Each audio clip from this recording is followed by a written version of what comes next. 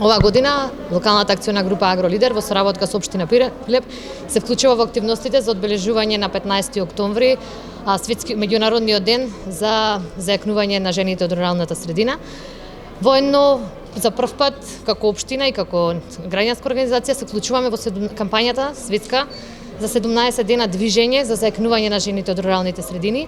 Сакаме да ставиме посебен акцент бидејќи како држава веќе имаме некој напредок во спроведување на стратегијата за родова еднаквост, но сепак застапеноста на жените, а особено на жените од руралните средини во процесите на одлучување и креирањето на политики е на многу ниско ниво.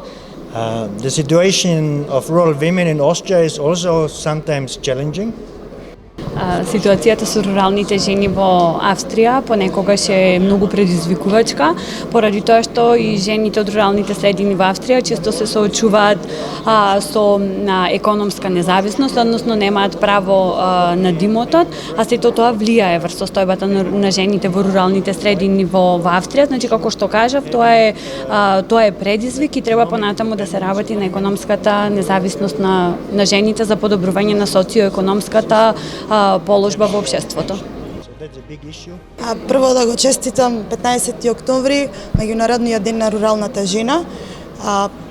Од последните локални избори 2017 година само 2 жени сме во рурални општини избрани за градоначалнички. Се надевам дека трендот на зголемување на кандидирање барем во тој дел на жени во Република Северна Македонија во наредниот период ќе се зголеми.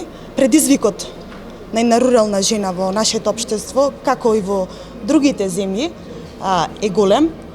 Проблемот со родовата еднаквост не е само во нашата држава, во сите држави, меѓутоа принципот на подобрување на социјалните услуги, на здравствените услуги, на подоброто рурално, на квалитетот на подобрувањето на квалитетот на живење на руралната жена може да се зголеми од неколку можни аспекти со зголемување на првично на фондовите за искористување на во делот кај руралната жена, отворање на нови фондови, особено преку Министерството за земјоделие и Агенцијата за финансиска поддршка во развојот, преку Министерството социјала и труд и сите други инстанци.